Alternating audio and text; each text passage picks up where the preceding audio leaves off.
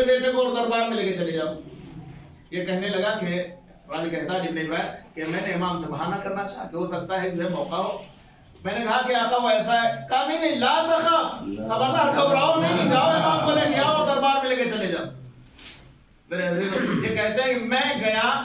امام کو لینے کے لیے اور پیچھے پیچھے میرے تمام کے تمام جو ہے وہ سپاہی اور فوجی گئے۔ کہتے ہیں کہ جیسے ہی میں نے دروازہ کھولا، سنتے جملہ سنیے بس جو ہے گفتگو تمام کرو، جیسے ہی دروازہ کھولا اتنے ہی میں امام کی آواز آئی، ارے بھائی علی ابن ابراہیم کہاں رہ گئے تھے، چلو مجھے بھی جانا ہے۔ یہ کس نے جا کے بتا دیا کہ آپ کا دربار میں انتظار ہو رہا ہے؟ ہم ایسے اماموں کے ماننے والے ہیں جو بچپن ہی میں علم پروردگار کے بارے میں گفتگو کیا کرتے ہیں، ہم کسی جاہل امام کو ماننے والے نہیں ہیں۔ آئے علی ابن ابراہیم کہتے ہیں امام کو میں نے اپنے کندھوں پہ بٹھایا اور امام نے اپنے چہرے کے اوپر ایک کپڑا رکھ لیا، ایک نقاب جسے کہا جائے، کور کر لیا۔ کہتے ہیں کہ میں جب لے کے چلا تو امام کے چہرے سے اتنا زیادہ نور نکل رہا تھا، اتنا زیادہ نور نکل رہا تھا کہ خدا کی قسم جو ہے وہ سورج کی روشنی مال پڑ گئی تھی میرے امام کی روشنی جو ہے۔ واہ واہ واہ واہ سبحان اللہ۔ گوشوں میں، چھتوں پر عورتیں، مرد، بچے ہر ایک جو ہے دیکھنے کے لیے کہ آخر یہ کون ہے جو اس قدر نور نکل رہا ہے۔ ہر ایک جو ہے وہ پریشان، کہتے ہیں کہ میں آگے آگے سپاہی جو ہے راستہ بناتے جاتے تھے فوجی، اور میں جو ہے وہ پیچھے پیچھے چل رہا تھا امام کو لیے ہوئے۔ کہتے ہیں دربار میں گئے، پردے کو ہٹایا گیا، دربار میں داخل ہوا، جیسے ہی میں نے امام کے چہرے کو دیکھا پورے درباریوں کے اوپر کپ کپی چھا گئی، ہر ایک پریشان ہو گئے، خوف کے مارے جو ہے خوف میں مبتلا ہو گئے۔ اتنے میں بادشاہ کا وزیر اٹھا اور اٹھنے کے بعد اس نے جا کے بادشاہ سے کہا اگر اسی طرح سے خوف میں مبتلا رہیں گے تو آل محمد اور بنو ہاشم یہ جادوگر ہیں، ان کا جادو سر چڑھ کر بولتا ہے، لہذا ان کا کام جلدی سے تمام کرائیے۔ ایک مرتبہ بادشاہ نے اپنے سپاہیوں سے کہا دیکھتے کیا ہو، جلدی سے تلوار کو نکالو اور ان امام کا کام تمام کرو۔ میرے عزیزو اب بادشاہ کے سپاہیوں نے جیسے ہی قبضے پر ہاتھ رکھا، تلوار ہے کہ نکل نہیں گئی، تلوار ہے کہ نکل نہیں۔ آج دنیا پوچھتی ہے کہ تمہارے امام آئیں گے تو کیا ہوگا؟ میرے عزیزوں میرے امام آئیں گے تو میرے امام کی دنیا کی ہر شے اطاعت گزار ہو گئی۔ واہ واہ واہ واہ واہ۔ ٹھیک ہے تمہاری ٹیکنالوجی ہے، ٹھیک ہے تمہارے اسٹار لنک تو ہمارے آج کے علی نے تباہ و برباد کر دیا۔ واہ واہ واہ واہ واہ واہ واہ۔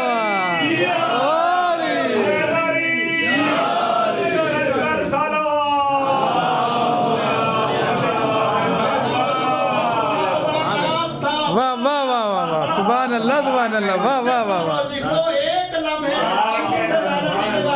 واہ۔ اور پھر اسی دنیا میں ہر دفعہ اصل میں آپ کی خدمت میں عرض کروں، جب دنیا چور ہوتی ہے نا، چور کو پوری دنیا چور ہی نظر آتی ہے، واہ واہ واہ واہ۔ اور بھگوڑوں کو پوری دنیا بھگوڑے ہی نظر واہ واہ واہ واہ سبحان اللہ۔ کیا باؤ اجداد بھاگے ہوئے ہوں، واہ قرار کون ہوتا ہے، واہ قرار کون ہوتا ہے؟ چنانچہ کہنے لگے کہ علی خامنائی روس کی طرف فرار کر رہے ہیں، فرار کرنے والے ہیں۔ واہ خدا کی قسم جناب امام خامنائی نے آنے کے بعد جو ہے کہا میں اسی پرچم عباس تلے کھڑا ہوا ہوں، واہ میں کہیں جانے والا نہیں ہوں۔ واہ واہ واہ فرار کی اولاد ہوتا تو فرار کر جاتا، واہ۔ فرار کی اولاد ہوں کہاں جا سکتا ہوں؟ ایک سلوات پڑھ لیجیے۔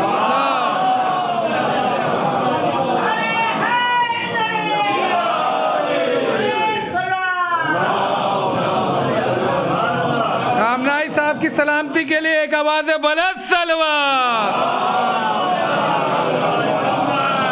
سلامتی امام زمانہ صلوات۔ نعرہ حیدری، آواز بلند صلوات۔ واہ واہ واہ واہ واہ۔ سبحان اللہ سبحان اللہ۔ تو ہر چیز امام کی تابع ہوگی۔ آپ نہ سوچئے تمہارا امام آئے گا اور زنگالو تلوار لیے ہوئے آئے گا اور ذوالفقار لیے ہوئے آئے گا، نہیں نہیں نہیں یار، امام کی اطاعت، امام کی حکومت ہر چیز کو اوپر۔ تلواریں نہیں نکل رہی ہیں، بادشاہ کہنے لگا اپنے گھروں سے چھڑیاں لے کے آؤ، اسلحے خانے سے اسلحے لے کے آؤ۔ گئے واپس آ گئے، کاش سے اٹھ نہیں رہے، کیا کیا جائے؟ لیکن اور بادشاہ کہتا ہے، آخری جملے بادشاہ کہتا ہے کہ انہیں شیر کے سامنے، بھوکے شیروں کے سامنے پھینکیے۔ علی ابن ابراہیم کہنے لگے خدا کی قسم مر جاؤں گا، میں تو اپنے امام کو جو ہے بھوکے شیروں کے سامنے نہیں جانے دوں گا۔ جانتے ہیں امام نے کیا کیا؟ امام نے علی ابن ابراہیم کو سر کو پکڑا اور ان کے کان کو اپنے منہ کے قریب کیا اور فرمایا کہ مجھے شیر کے سامنے ڈال دو۔ تو پریشان نہ ہو شیروں کو لایا گیا اور اس جہاں پہ جو ہے وہ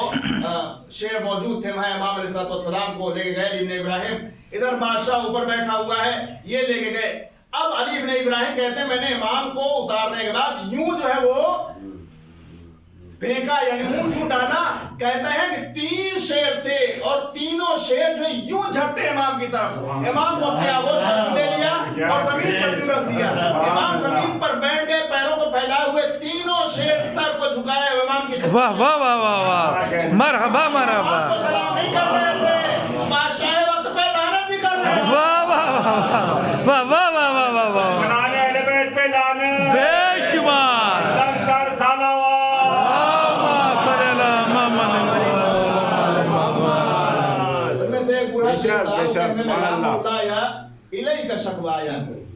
بوڑھا شیر کہنے لگا آقا آپ کی خدمت میں ایک شکایت ہے میں ایک جو ہے وہ دعا کرانا چاہ رہا ہوں امام نے فرمایا کہو کیا مسئلہ ہے کہنے لگا آقا میں بوڑھا ہو گیا ہوں یہ دونوں شیر جوان ہیں جب کھانا ڈالا جاتا ہے تو جوان جلدی جلدی کھا جاتے ہیں اور میں نہیں کھا پاتا اور کبھی کبھی تو ایسا ہوتا ہے کہ یہی سارا کا سارا کھا جاتے ہیں میں نہیں کھا پاتا امام نے فرمایا تو ایسا کرتا ہوں ان دونوں کو تمہارے جیسا کر دیتا ہوں تمہیں اس جیسا کر دیتا ہوں میرے امام کے منہ سے اب یہ جملے مکمل نکلے نہیں تھے دونوں جوان شیر بوڑھے ہو گئے یہ بوڑھا شیر جوان ہو گیا واہ واہ